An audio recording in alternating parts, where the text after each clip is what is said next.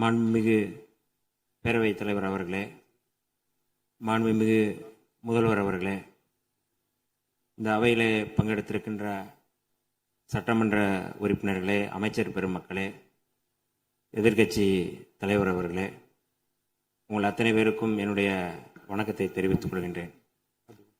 மாண்புமிகு முதல்வர் அவர்கள் மிக முக்கியமான தமிழ்நாட்டுடைய உரிமை, தமிழர்களுடைய உரிமை என்கின்ற அடிப்படையில் ஒரு தீர்மானத்தை முன்மொழிந்திருக்கிறார்கள்.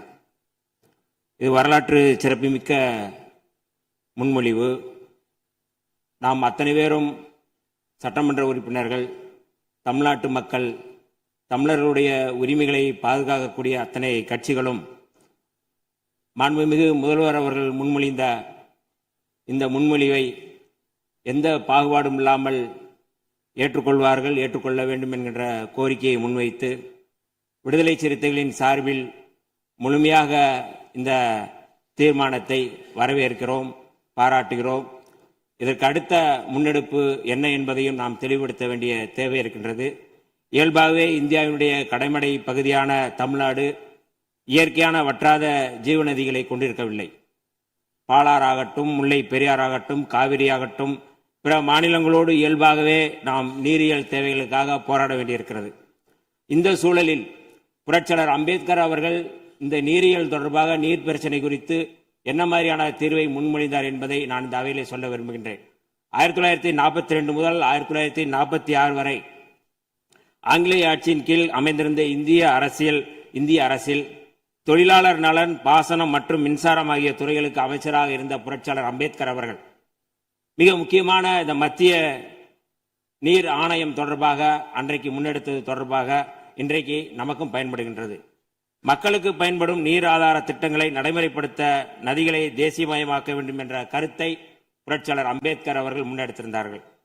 மாநிலங்களுக்கு இடையிலான நதிகளின் பயன்பாடு குறித்து புரட்சியாளர் அம்பேத்கர் சொல்லும்போது, ரயில்வேக்களுக்கு மாகாண எல்லைகள் ஏதும் இல்லை என்கிற போது, ஆறுகளுக்கும் அதேபோல் மாகாண எல்லைகள் எவையும் இருப்பதற்கில்லை.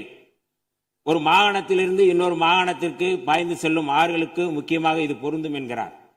காவிரி நடுவர் மன்ற தீர்ப்புக்கு எதிராகவும் கடந்த 16/2/2018 அன்று வெளியான உச்சநீதிமன்றத்தின் இறுதி தீர்ப்புக்கு எதிராகவும் ஒன்றிய அரசின் நீர்வள குழுமத்தின் திட்ட மதிப்பீட்டு இயக்குநரகம் மேகதாது அணை தொடர்பாக விரிவான திட்ட அறிக்கையை தயாரிப்பதற்கு கர்நாடக அரசின் காவிரி நீர்வாரி நிகம நிறுவனத்திற்கு அளித்த அனுமதி தொடங்கி தமிழ்நாடு இதனை உறுதியுடன் எதிர்த்து வருகிறது.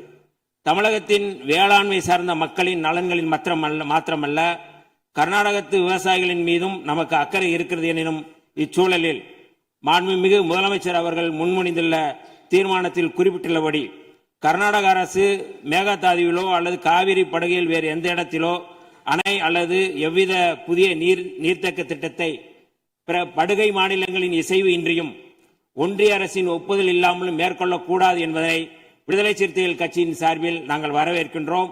அனைத்து மாநிலங்களுக்கும் பொதுவாக செயல்பட வேண்டிய ஒன்றிய அரசு இவ்விவகாரத்தில் தமிழ்நாட்டின் நியாயத்தை உணர்ந்து செயல்பட வேண்டும். கடந்த 21/3/2022 அன்று இதே பேரவையில் இதே பொருள் குறித்து தீர்மானம் ஒன்றில் விடுதலை சிறுத்தைகள் கட்சி தங்களது ஆதரவை பதிவு செய்துள்ளது என்பதனை இப்பேரவைக்கு தெரிவித்துக் கொள்கின்றேன்.